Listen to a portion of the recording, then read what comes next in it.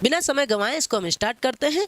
तो इस प्रश्न को आपको किस विधि से सरल करना है, तो प्रतिस्थापन विधि से इसका हल ज्ञात करना है। किस विधि से? प्रतिस्थापन विधि से। तो मैंने और चीज़ें नहीं लिखा, मैंने डायरेक्ट क्वेश्चन लिखा है, आप समझ जाइएगा कि इसको आपके पास बुक होगी ही, है ना। तो प्रतिस्थापन विधि से इसको हल करते हैं। सबसे पहले क्वेश्चन को उठाते हैं हल। फर्स्ट, प्रतिस्थापन विधि क्या होता है कि स्थान का परिवर्तन करना ही प्रतिस्थापन करता है। जैसे कि ये मार्कर है और इस मार्कर की जगह मैंने इस मार्कर को ले आया और हम इस मार्कर का काम भी लिखना है और इस मार्कर का काम भी लिखना है, तो मैंने इसको रिप्लेस कर दिया इसकी जगह पे, यानी मैंने प्रतिस्थापित कर दिया, है ना। चलिए, आपको ये समझ में आ गया होगा, अभी आप इसको अच्छे से समझ पाएंगे। जो पहला क्वेश्चन है, x + y = 14 और x - y = 4।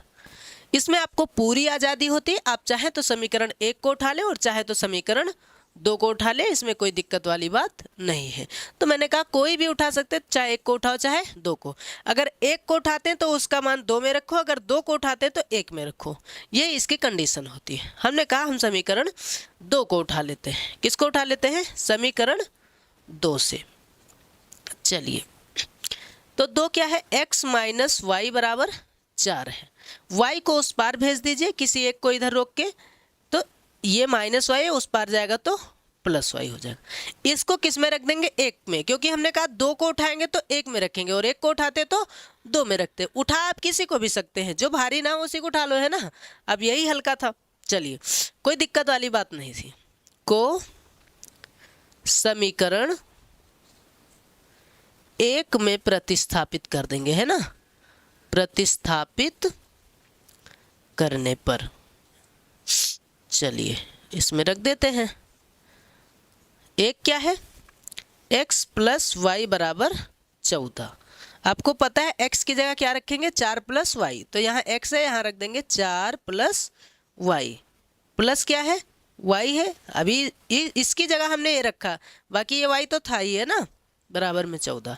1 y और 1 y कितना होगा? तो ये होगा 2 y। और ये 4 इधर प्लस में, उधर जाएगा तो माइनस में होगा। तो 2 y = 14 में से 4 जाएगा, कितना बच जाएगा? 10। 2 1 कम 2, 2 पंचे 10, यानी y बराबर कितना आया? 5 आया।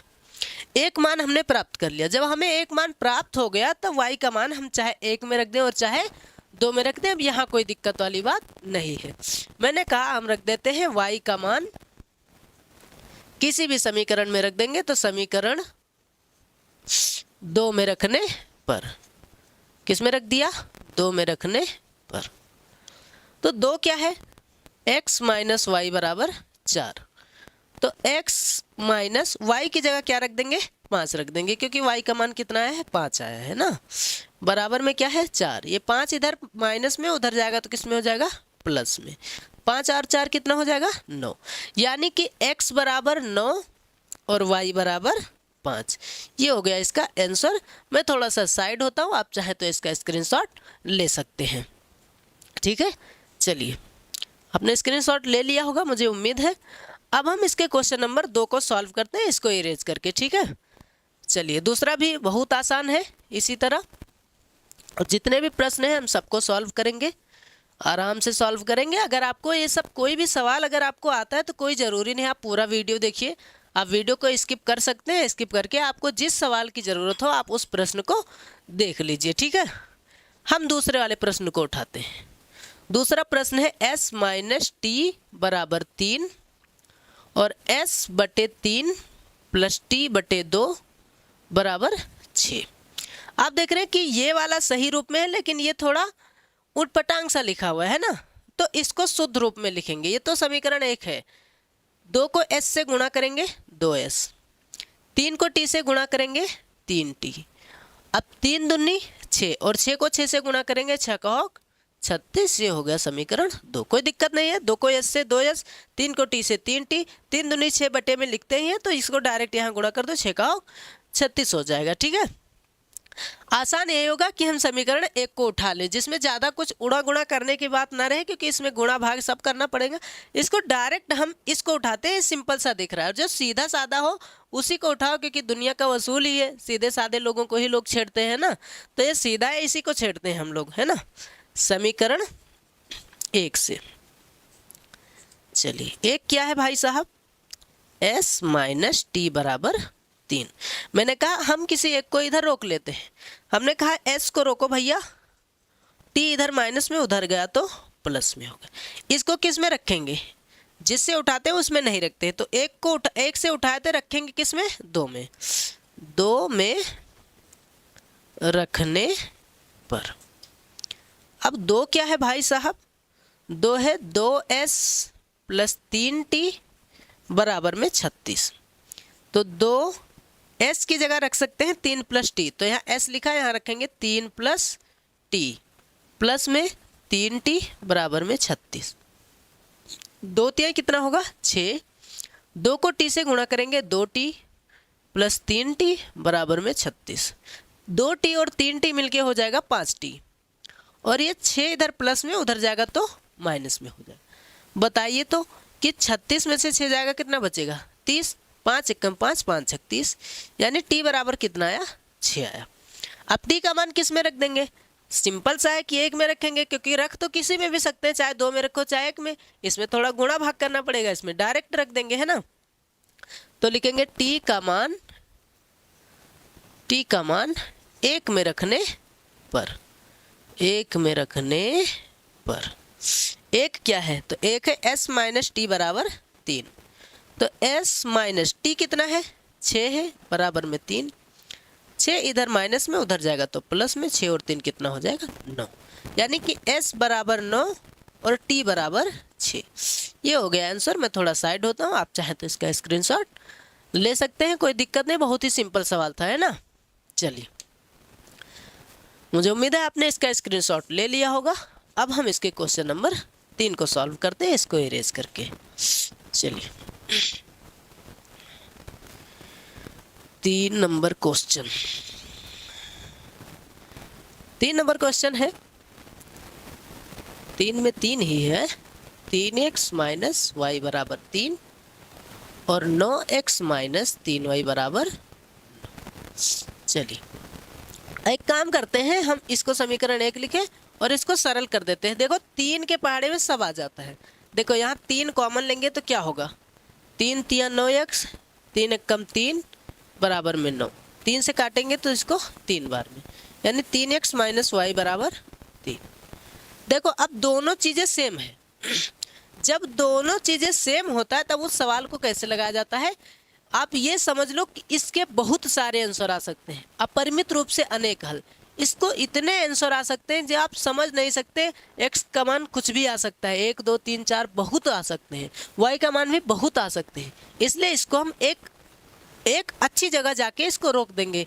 वही वाला हो गया ना वो अफसाना जिसे अंजाम तक लाना न हो मुमकिन, उसे एक खूबसूरत मोड़ देकर छोड़ना अच्छा, तो इसको एक खूबसूरत मोड़ देके वहीं पर छोड़ देंगे है ना। चलिए उठाएंगे, चाहे जिसको उठा लें, दोनों एक ही जैसा है, तो समीकरण 1 से 1 क्या है 3x माइनस वाई बराबर 3। चलिए अब इसके क्वेश्चन नंबर 4 को सॉल्व करते हैं। देखिए 4 नंबर क्वेश्चन में क्या है, 4 नंबर क्वेश्चन है 0.2x प्लस 0.3y बराबर 1.3 और 0.4x प्लस 0.5y बराबर 2.3। इसको हम नोट करते हैं यहाँ 0.2x प्लस 0.3y बराबर 1.3 और दूसरा है कि 0.4x प्लस 0.5y बराबर में 2.3। ये हो गया समीकरण 1 और ये हो गया समीकरण 2। मैंने क्या कहा, आपको पूरी आज़ादी है, चाहे आप 1 को उठा लो और चाहे आप 2 को उठा लो है ना। मैंने कहा किसी को भी उठा लो, तो आप किसी को भी उठा सकते हैं, तो हमने कहा समीकरण 1 को उठा लेते हैं भाई साहब 1 से। 1 क्या है 0.2x प्लस 0.3y बराबर 1.3। इसको उधर भेज देंगे तो 0.2x बराबर हो जाएगा 1.3 माइनस, ये इधर प्लस में उधर जाएगा माइनस में हो जाएगा 0.3। इसको बटे में भेज देंगे, यहाँ सिर्फ x को बचा सकते हैं, बाकी किसी को नहीं बचा सकते। y को बचाओ तो सिर्फ y को, लेकिन यहाँ अंक है तो अंक को नहीं बचाएंगे। 1.3 माइनस 0.3y और बटे में है 0.2। इसको किस में रख देंगे 2 में, क्योंकि 1 से उठाए तो किस में रखेंगे 2 में, को 2 में प्रतिस्थापित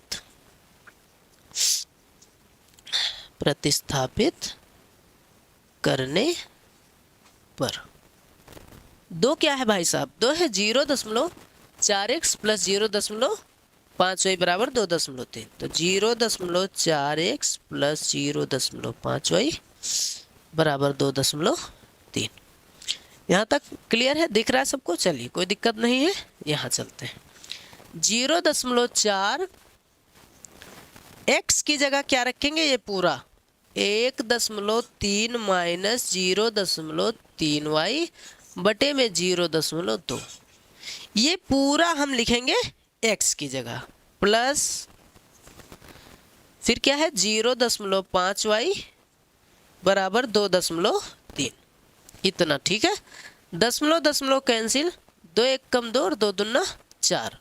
इस 2 से गुणा करेंगे, 2 तिहाई 6, दशमलव लगाएंगे और 2 1 कम 2, माइनस 2 तिहाई 6, दशमलव लगाएंगे, 2 0 0, प्लस 0.5y बराबर में 2.3। बताइए तो कि अगर एक माइनस में और एक प्लस में है तो क्या हो जाता है, घट जाता है ना। तो 6y में से 5y जाएगा तो कितना बचेगा, 0.1y। बड़ा 6y है, इसके आगे माइनस है तो यहाँ भी क्या होगा, माइनस रहेगा। कभी कभी मन में ये दिमाग में क्वेश्चन आ जाता है कि भाई चिन्ह कौन सी लूँ, तो जो बड़ा हो उसी के आगे की चिन्ह यहाँ आपको लिख देनी है। बराबर में देखिए 2.3, ये इधर प्लस में उधर जाएगा तो माइनस में हो जाएगा। अब देखिए इसको मैं इरेज कर देता हूँ। प्रतिस्थापित करने पर आप जान ही गए होंगे, है ना। तो लिखेंगे माइनस 0.1y बराबर 6 में से 3 गया 6, क्योंकि ये प्लस में है माइनस में तो घट जाएगा। 6 में से 3 जाएगा, कितना बचेगा 3।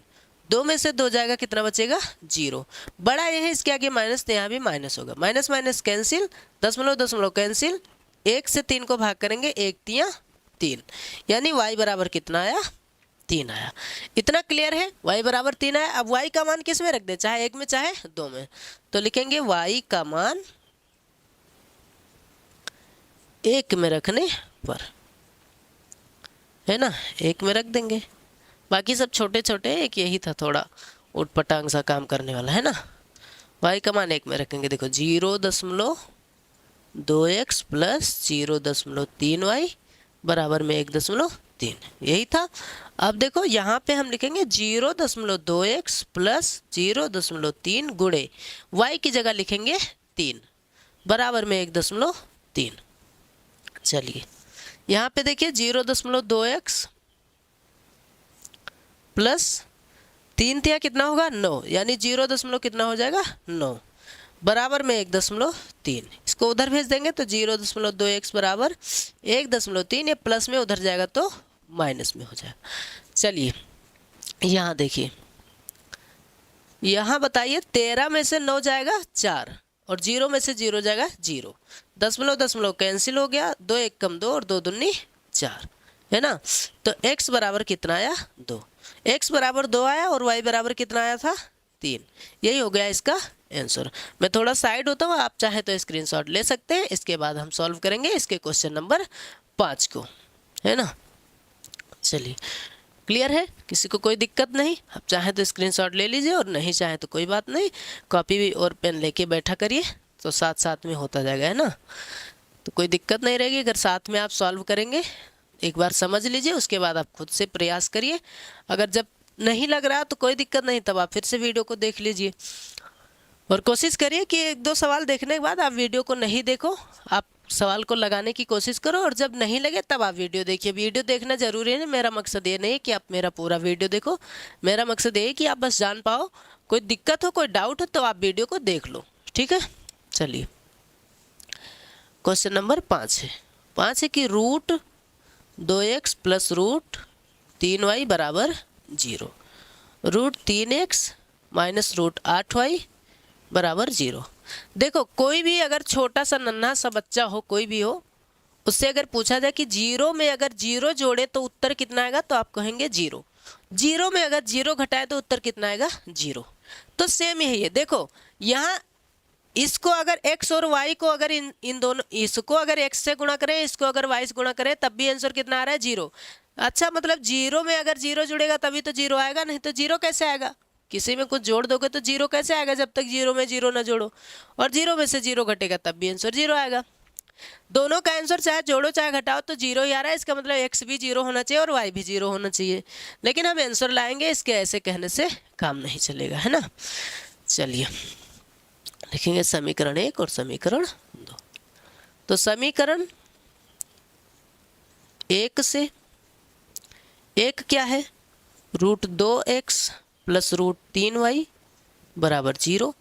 इसको उधर भेजेंगे तो √2x बराबर ये प्लस 3y है, उधर जाएगा तो माइनस में हो जाएगा, ये जाएगा बटे में तो माइनस √3y और बटे में √2 को किस में रखेंगे, एक उठाए थे तो 2 में रखने पर, ठीक है, 2 में रखने पर। 2 क्या है, √3x माइनस √8y बराबर में 0, यही है, इतना तो दिख रहा है, हाँ कोई दिक्कत नहीं। यहाँ देखो लिखेंगे √3 गुणे x की जगह क्या लिखेंगे, माइनस √3y बटे में √2 माइनस √8y बराबर 0।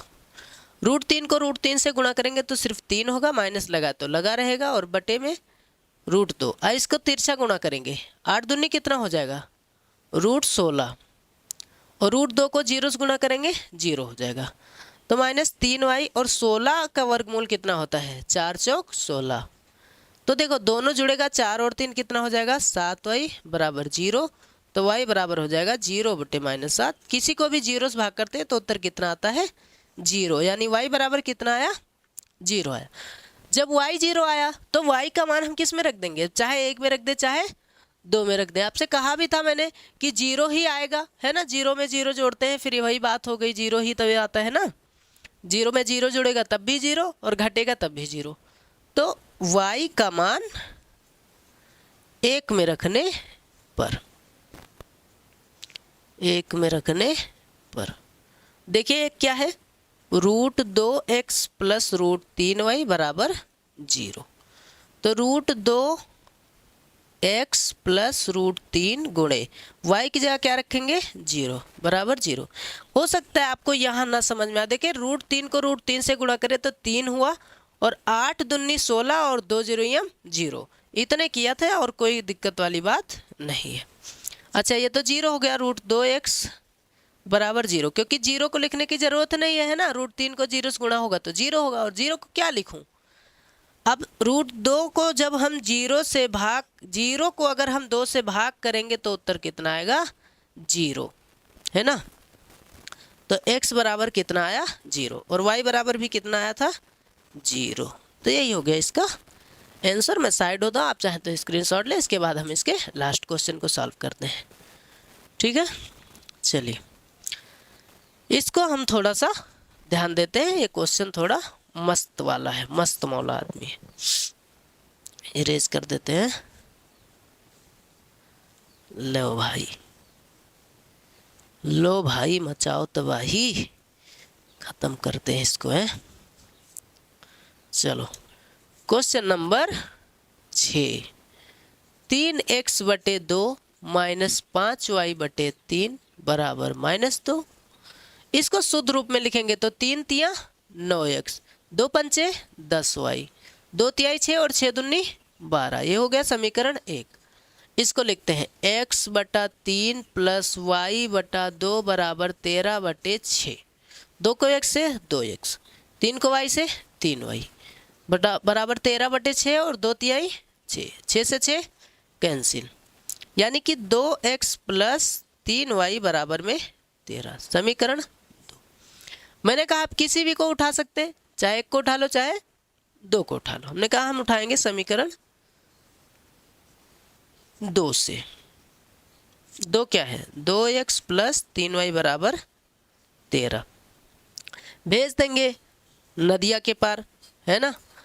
2x बराबर होगा 13, ये प्लस 3y उधर जाएगा तो -3y, x बराबर होगा 13 माइनस 3y और बटे में 2, बटे में क्या होगा ये वाला 2।